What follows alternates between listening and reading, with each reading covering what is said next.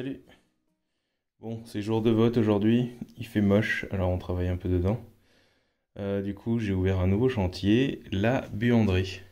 Je sais pas si vous vous souvenez, mais là on a encore une toilette normale. Là, c'est normalement une douche, mais il n'y a pas d'eau. Puis bon, pour une douche, voilà quoi. Donc pour le moment, j'ai ma sciure là. Donc ça, c'est un pote menuisier de la commune d'à côté qui m'a apporté son stock de sciure, sympa. On a rentré la baignoire. Bon, cette fois-ci, ça a été moins la galère que de la sortir la première fois. Parce que bon, dehors quand même, fallait pas qu'elle reste non plus des années dehors. Et donc là, il va falloir que je remonte un truc. Donc on a dit, on se fait un espèce de plan de travail à 110. Sauf que j'ai pas la place de mettre elle le long du mur, plus la machine à laver à côté. Donc on va utiliser le petit rebord qui est là, ou de l'autre côté d'ailleurs. De l'autre côté, il doit être plus grand, plus droit. Et on va venir mettre ce rebord sur la machine à laver. Et du coup, sur la machine à laver, on refera un plan de travail. Et la machine, on va l'avancer. Comme ça, au moins, on aura un plan de travail plus long. On va venir la mettre, pas forcément à ras de la porte, mais bien l'avancer. Voilà. Donc là, on a tout démonté. On a enlevé l'évier qui était là. Je vais enlever comment ça s'appelle, les colliers de fixation, là. Ben, on va voir si ça vient. Si les vis ne viennent pas, c'est pas très grave. Et il va falloir que je remonte le tout à 110, sachant que madame voudrait aussi que je lui remonte la machine à laver au même niveau. Donc il va encore falloir que je fasse une structure adaptée. Encore une fois, on a une pointe de diamant, donc le sol est pas du tout droit. Évidemment, la pointe de diamant, je veux la garder. Parce que, ah oui, donc la sciure, c'est pas forcément son endroit définitif, à moins que j'en fasse un silo, là. C'est-à-dire que je viens charger les sacs de sciure par le haut et je fais un système de récupération en bas. Je ne sais pas encore comme si je vais faire ça. Vous savez, un espèce de gros entonnoir en bas avec juste une trappe pour verser dans un seau que je remonte. Bon, voilà, c'est en projet, mais c'est pas nécessaire et c'est pas urgent. Donc il va falloir que je réadapte tout à chaque fois, que je coupe aux bonnes longueurs, que je cale, blabla, c'est pas fini l'histoire. Et on a décidé de faire ça avec de la récup. En gros, avec ce que j'ai, j'aimerais bien ne pas avoir à acheter quoi que ce soit pour faire ce petit projet. Voilà, bon, je sais pas quelle heure il est. Genre 4 heures, ouais, 4 heures. On va aller voter. On va assister au dépouillement aussi. Enfin, moi, je vais assister au dépouillement pour vérifier que tout se passe bien. Et voilà, et on reprendra ça demain. Alors, autre chose. Le tracteur tondeuse. J'avais enlevé la batterie et en fait, elle est morte. Dans les Vikings, comme ça, qui sont maintenant des styles, on est obligé de mettre des batteries gel dedans. Et apparemment, les batteries gel, c'est avec un chargeur lent. Voilà. Sauf que moi, je lui ai collé un chargeur premier prix dessus, et je pense que j'ai flingué la batterie, et il ne reste plus que 4 volts dedans, et elle ne charge plus rien. Donc, j'ai été en acheter une autre que je vais rebrancher, parce que là, je sais pas si vous voyez, mais l'herbe, c'est quand même quelque chose, ça va plus du tout. Donc voilà, il pleut, donc c'est pas pour aujourd'hui, parce que tondre quand il pleut, c'est juste du grand n'importe quoi. Et voilà. Mais bon, juste pour ceux qui ont quelque chose d'équivalent, faites bien attention. Si votre batterie a une nécessité d'un chargeur lent, il faut bien faire comme ça parce que sinon ça les dézingue. Voilà. Comme toutes les semaines, des nouvelles des poulettes. Tout le monde va bien. Il n'y a pas de problème. C'est l'heure des épluchures. Bon voilà, et ce matin, du coup, j'ai fait un système pour remplir lui sans avoir à le détacher. Et du coup, le seau qui est là-bas, qui est de l'eau aussi, sans avoir à les détacher. J'avais une sortie là qui était pétée. Finalement, j'ai fait un petit bricolage avec un joint à l'étoupe pour remettre un truc comme ça dedans. Clac. C'est pas super étanche, mais bon, comme il n'y a pas de pression, l'eau elle passe quand même dans le tuyau. Et avec le dénivelé, comme je suis toujours en plus haut dans la cuve que dans mon seau ou dans ce truc là, et ben j'arrive à les remplir. Vous regarderez différence de charge. Voilà. Et du coup en haut j'ai bouché pour pas avoir d'entrée de moustiques ou de saloperies comme ça. Et s'il y en avait dedans, et ben tant pis pour eux. Ce qui veut dire que si jamais il pleut fort et que ça déborde par le toit, par là-haut. Et tant pis. Enfin, j'ai une autre évac là-bas de l'autre côté. Il y a, je sais pas si vous voyez, il y a une autre descente de gouttière là-bas de l'autre côté qui va et qui se jette dans la haie là-bas. Qui risque de me faire... C'est quoi ton problème? À chaque fois que je fais une vidéo, c'est la même genre, c'est la même sérénade. Tu t'arrêtes. Oui, donc là-bas, je vais faire un petit appentis. Je pense, un truc, un tout petit truc, mais bon, si je commence à stocker des choses alors que j'ai un écoulement d'eau, ça va pas être cool. Donc on verra comment je vais gérer ça. Finir par passer à la casserole, lui. Hein?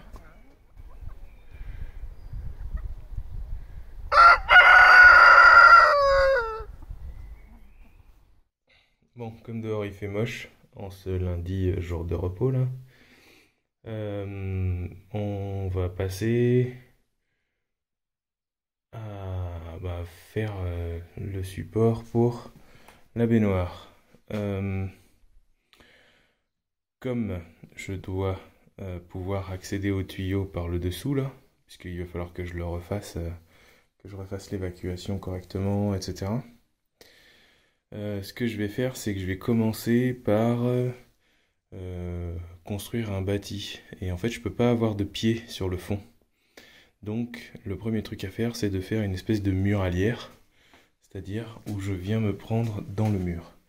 Alors, vous voyez qu'ici, il y a du carrelage que je pense je vais faire sauter et je rajouterai une crédence ou quelque chose par-dessus après, où on repeindra. De toute façon, il va falloir nettoyer à un moment donné parce que les toiles d'araignée sont données à cœur joie. J'ai toujours pas décoffré ça, tiens. Bon, c'est pas grave. Et voilà. Donc, on va enlever tous les colliers, à moins que je m'en serve pour tenir mon tuyau. Je sais pas, je vais voir. Je vais casser les carreaux et essayer de définir la hauteur de la muralière. C'est parti. Bon, pour les carreaux, on est bien d'accord. Ici, ça sert à rien de prendre un marteau-piqueur. Enfin, je pense, hein. Je vais y aller à la main. Bon, pour tout vous dire, en réalité, j'ai sorti le burin. J'ai essayé de mettre 3 coups sur les carreaux à la main. Ça m'a très très vite saoulé. J'ai bien vu que j'allais rien arriver à faire, donc j'ai sorti le gros marteau-piqueur. Finalement, je me suis gardé les deux lignes du dessus parce que ça correspond à peu près à la hauteur qui va bien pour la baignoire. Je m'arrêterai au carreau que j'ai cassé. Un petit coup de ménage, ça fait pas de mal dans cet endroit-là, où on a quasiment jamais rien nettoyé. J'enlève tous les petits colliers parce que la plupart vont me gêner. J'en laisse un juste pour maintenir le tuyau d'évacuation du chauffe-eau qui est sur la gauche, là juste derrière la porte qu'on voit complètement à gauche. Et finalement, plutôt que de faire la mise en place du bardage comme je vous ai expliqué juste avant, et ben en fait je me mets à faire de la plomberie, la petite liste de courses pour le début d'après-midi. Retour de course avec tous les manchons qui vont bien, je commence à regarder si tout se met bien en place, j'ai coupé mon tube à la bonne distance, mais du coup il fait beau, donc je vais tondre.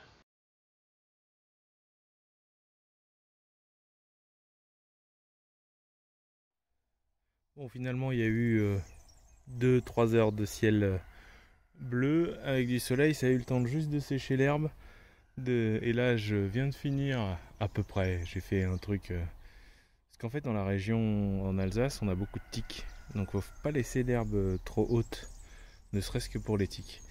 Du coup, Voilà, j'ai coupé grossièrement, j'ai pas fait de détails. Et là, il se remet à pleuvoir, donc on retourne dans la buanderie.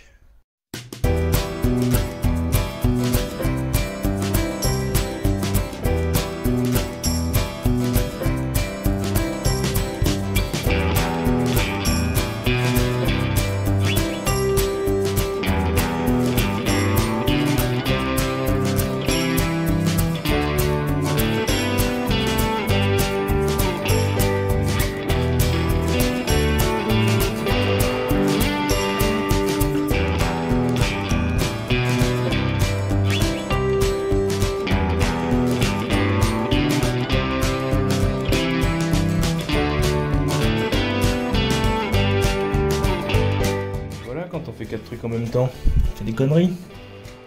J'ai oublié de mettre le coude pour l'évacuation de la baignoire qui devait venir là.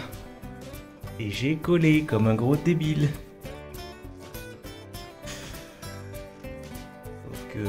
Sauf que maintenant on va essayer de chauffer pour décoller, pour voir ce que ça donne. Là j'ai pas réussi à chauffer le vieux PVC pour qu'il se déforme, pour qu'il devienne mâle, enfin pour qu'il devienne femelle. Du coup j'ai été obligé d'aller rechercher un nouveau manchon. C'est pas très grave. Et du coup ça m'a complètement perturbé dans mon truc là. Et donc il aurait fallu que je mette ça là, et que ça décale. Voilà, bon je vais essayer de faire ça, sinon ça va me faire chier, il faut encore que j'aille chercher un manchon. Que je chauffe, on va voir. Bon allez, j'essaye ça.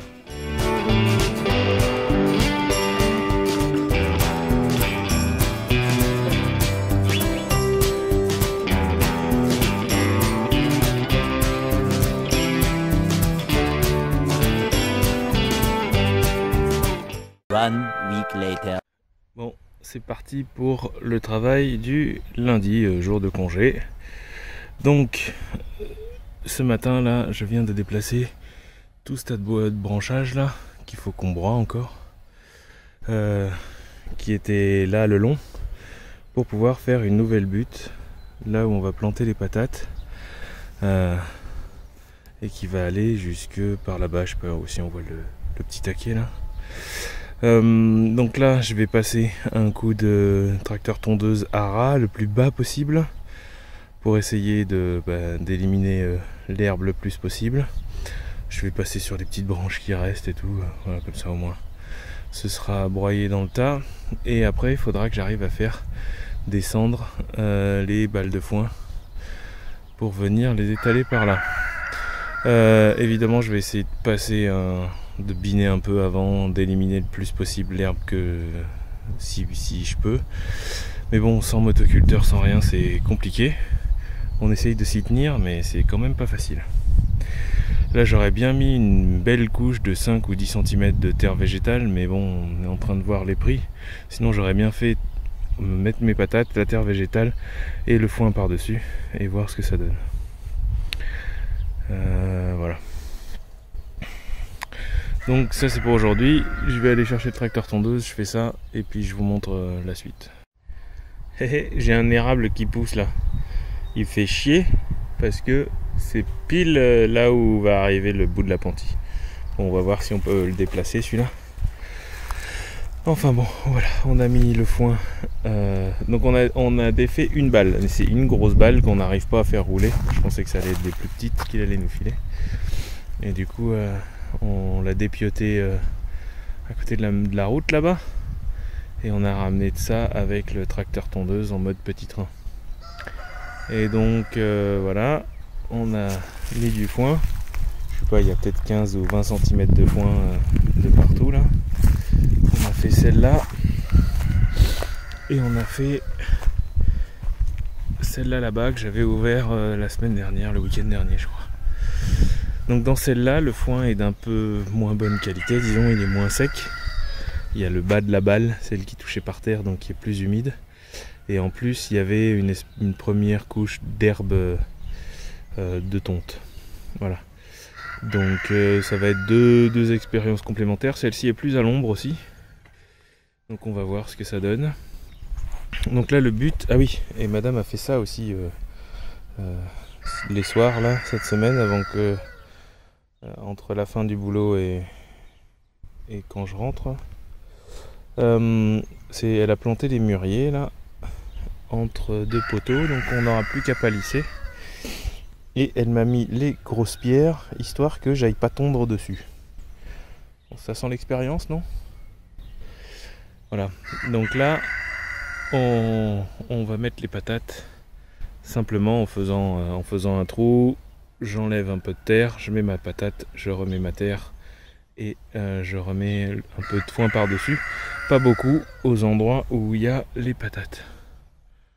Voilà, ça avance, ça commence à prendre un peu de gueule. Bon là il faut qu'on désherbe à fond la caisse, hein, ces deux-là. Mais bon, à partir de l'an prochain, l'hiver, on va y mettre des bâches dessus. Fumier, broyat et bâche. Ou fumier, foin et bâche. Voilà, allez, je vais m'attaquer à celle-là. Vous voyez que les patates, elles ont bien germé, donc j'ai des longs germes à mettre. Il faut que j'en prenne soin, que je les casse pas. Parce que pour faire ces germes-là, ça veut dire que le plant de patate, il a déjà puisé dans le tubercule. Et comme il a toujours pas d'énergie qui lui vient du soleil pour faire du sucre, le sucre là il vient du tubercule. Donc il faut absolument pas les casser parce que sinon ça veut dire que la patate elle a utilisé de l'énergie pour rien. Voilà.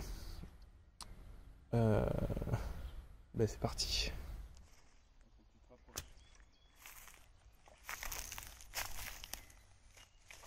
Alors, je sais pas, j'essaie de les mettre tous les 40, 50 à peu près.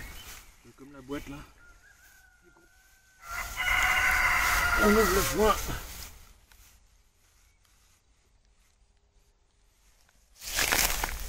Ça nous fait un puits. Un puits sans foin. Un puits. Ouais. Voilà ce que je subis tout le temps. Juste, je fais une fente.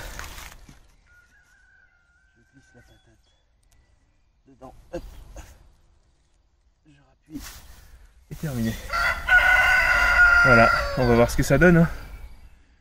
Je dois avoir une super touch avec mon chapeau. Ah oui, j'adore. Mais au moins, je n'ai pas de coup de soleil dans le cou. Bon, je viens de finir mes 100 amandines là. Et franchement, j'ai pas le courage. Oui, ça fait des petits puits comme ça chaque fois. J'ai fait... Allez quoi, 2/3 de la butte. J'ai pas le courage de continuer. Faut se baisser, j'ai mal aux pieds à force d'appuyer sur la bêche. Et puis bon, c'est pas comme si j'avais dépoté toute la balle de foin ce matin, enfin toute la journée, tondu, soulevé les pierres qui étaient là. Ça suffit.